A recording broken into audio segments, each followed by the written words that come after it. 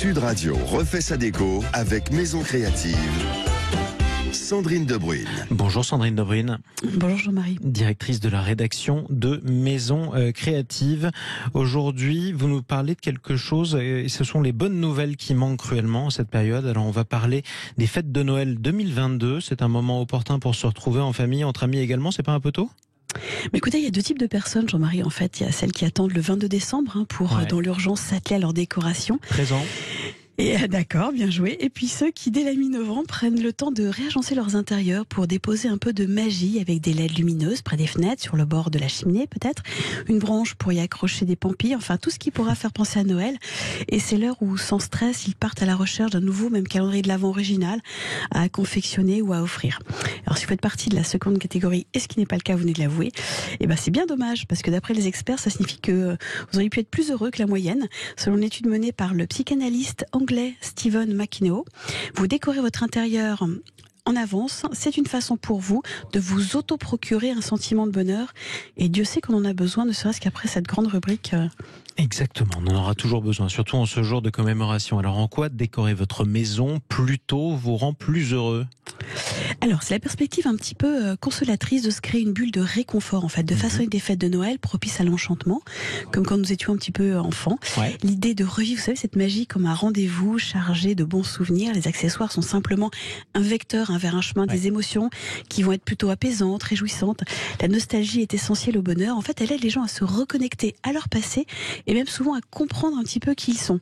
Alors, si sortir ces décorations de Noël au 15 novembre peut en faire rugir certains, eh bien, écoutez, chez vous, c'est une forme un petit peu de rébellion qui contraint nos personnalités sans consentement à faire quand on dit de faire et non pas quand on en a envie. Bon, chacun sa rébellion. En tout cas, c'est là une idée que vous défendez pleinement. En plus, Sandrine, c'est-à-dire que on peut parler de ces grandes tendances. C'est quoi les grandes tendances de Noël cette année ? Alors, allez, on y va tout de suite. Le gros cliché sur fond de Maria Carré, évidemment. Vous suivez votre instinct, vous twistez les codes d'un Noël très tradit. Alors, le rouge et le vert, je peux vous assurer incontournablement, vous les aurez parce que c'est pas possible autrement. On peut pas y couper. Donc donnez-lui des airs un petit peu de Provence, et ça tombe bien parce que cette année au BHV, il y a toujours des grands événements et là c'est Noël en Provence. Alors l'idée évidemment c'est d'avoir des petites marques traditionnelles. On a les cierges du Prémonté, Soleado, de la céramique, c'est très joli, on entend presque les cigales chanter dans le magasin. La deuxième tendance qu'on va retrouver cette année, c'est le Noël en blanc. Il va pas être en reste du tout celui-ci parce qu'on a une espèce de poésie, d'une simplicité tout droit venue des pays nordiques. On va être plutôt dans une situation d'un Noël extrêmement élégant. Il va être à la fois sobre, original, tout en s'accordant parfaitement avec la tendance scandinave. Une petite touche de doré, très subtile, légère ou argentée, cuivrée. Et vous pensez aussi inviter Monsieur Casse-Noisette, parce qu'il se décline sous toutes les couleurs et probablement en blanc. Qui est ce Monsieur Casse-Noisette, Sandrine ? Alors vous vous rappelez que la légende raconte qu'un paysan aigri cherchait un moyen de casser ses noisettes sans effort et proposer une récompense à celui qui répondrait à sa demande. C'est un vieux sculpteur qui fabriqua alors une figurine conçue pour casser les noisettes, d'où Monsieur Casse-Noisette. Mais c'est aussi un fameux ballet féerique de Tchaïkovski. Exactement, il est très appréciable. D'ailleurs, troisième grande tendance incontournable pour Noël 2022. L'éco-responsabilité. Je sais que ça peut en agacer certains.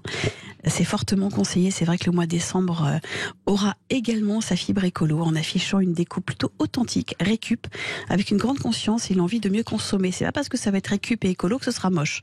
Bien au contraire. Il y a des accessoires éphémères qui vont disparaître. On va plutôt être sur des tables un petit peu d'antan. On va ressortir l'argenterie, on va ressortir les verres dépareillés au profit d'objets un petit peu même bruts, même un peu abîmés, c'est pas très grave. Les arts de la table seront également plus durables, donc on évite tout ce qui est serviette en papier. Bah ouais, mais ça c'est important aussi. Oui, et puis on va aller sur du lin, des choses vraiment plus sexy en tout cas. Et on fait pas un repas de fête avec des gobelets en plastique. À un moment, le mauvais goût a quand même ses limites. Il faut aussi le rappeler. D'accord. Merci beaucoup, ma chère Sandrine Debruyne, directrice de la rédaction de Maison Créative. Tiens, vous m'avez proposé de terminer sur un jeu de mots. Ouvrons les calendriers de l'Avent avant qu'il ne soit trop tard. Je le valide. Merci beaucoup.